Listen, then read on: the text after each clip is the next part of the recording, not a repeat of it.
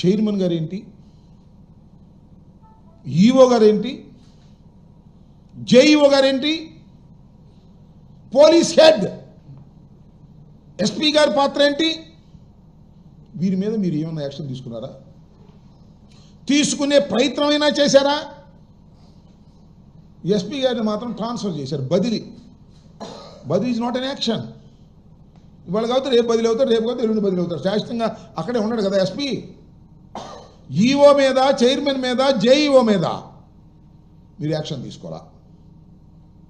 సరే, that is left to you, మీ ఇష్టం.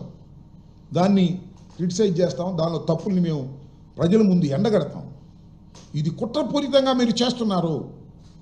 ఇక్కడ ఏంటి కుట్రపూరితంగా చేస్తారు రాంబాబు గారు? వాళ్ళకేం సంబంధం అండి, కుట్ర ఏంటండి అని మీరు అనుకోవచ్చు.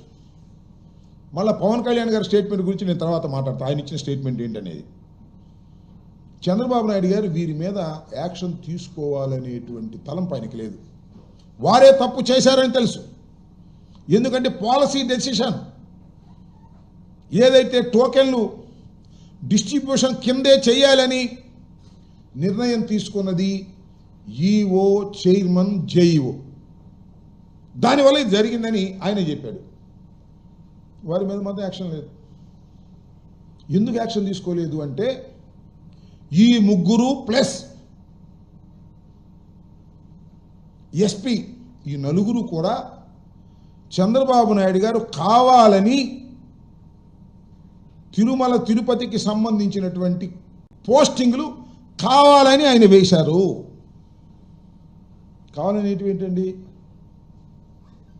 కావాలని వేశాడు, కుట్రపూరితంగా వేశాడు. ఎందుకు కుట్రపూరితంగా దైవ సన్నిధిలో వేశాడు అంటే వీళ్ళందరినీ కలిపి చూశారు కదా మీరు, చాలా 7 కొండలపై ఎన్నో పాపాలు, ఎన్ని పాపాలు చేశారు అని టీటీడీ ఈఓ ధర్మారెడ్డి గారి మీద విచారణ, విజిలెన్స్ విచారణ. ఆయన శ్రీవాణి ట్రస్ట్ పెట్టి దానిలో చాలా కోట్లు గడించాడు, అది గడించాడు అనేటువంటి ఆరోపణలు. సుబ్బారెడ్డి గారు 4 లక్షల దర్శనాలు ఇచ్చేశాడు, అమ్మేశాడు అని ఆయన మీద విజిలెన్స్ విచారణ వేసేటటువంటి కార్యక్రమం. ఇవన్నీ వచ్చిన దగ్గర నుంచి చేస్తున్నారు. 5 ఏళ్లలో తిరుమలను దోచేసుకున్నారు ఎవరు? వైఎస్ఆర్ కాంగ్రెస్ పార్టీ. 4 ఏళ్లలో 4 లక్షల బ్రేక్ దర్శనాలు ఇచ్చారు, సత్రాలను కూల్చారు, అడ్డగోలుగా కేటాయింపులు చేశారు, నియామకాలను అక్రమాలు చేశారు, శ్రీవాణి ట్రస్ట్లో కూడా అక్రమాలు చేశారని ఆరోపణలు చేశారు. ఈ ఆరోపణలు చేసి ఈ ఆరోపణలన్నీ కూడా కలిపి ఒక కేసులు కట్టాలి అంటే ఈ నలుగురు కలిసి క్రైమ్స్ మ్యానుఫ్యాక్చర్ చేసే కార్యక్రమం మొత్తం అందరి మీద. ఎవరి మీద? ధర్మారెడ్డి మీద, సుబ్బారెడ్డి గారి మీద, వీళ్ళందరి మీద క్రైమ్స్ని మ్యానుఫ్యాక్చర్ చేసి ఆ క్రైమ్స్ని పెట్టి ఆ క్రైమ్స్ ద్వారా వీళ్ళని అరెస్ట్ చేయాలని. దీంతోపాటు లడ్డూ వివాదం, లడ్డూలో కొవ్వు కలిసిందని ప్రచారం, దాన్ని కూడా తిమ్మిని బమ్మిని చేసి జగన్మోహన్ రెడ్డి గారి ప్రభుత్వం మీద కేసులు పెట్టాలని. అంటే నేను ఇక్కడ చాలా స్పష్టంగా చెప్పదలుచుకున్న అంశం ఏమిటంటే ఈ నలుగురు మీద యాక్షన్ తీసుకునేటటువంటి నైతికమైన హక్కు ఆయనకి లేదు. ఎందుకంటే ఈ నలుగురిని పంపించింది వీరందరి మీద వైఎస్ఆర్ కాంగ్రెస్ పార్టీకి సంబంధించినటువంటి నాయకులు ఎవరైతే అక్కడ పనిచేశారో వారందరి మీద కేసులు మ్యానుఫ్యాక్చర్ చేసి పెట్టే బాధ్యతనిచ్చి పంపిన తర్వాత వాళ్ళు తప్పు చేస్తే ఎలా శిక్షిస్తారండి? తప్పు చేశారని తెలిసినా కూడా శిక్షిస్తే అవి బయటకు వస్తాయి కదా.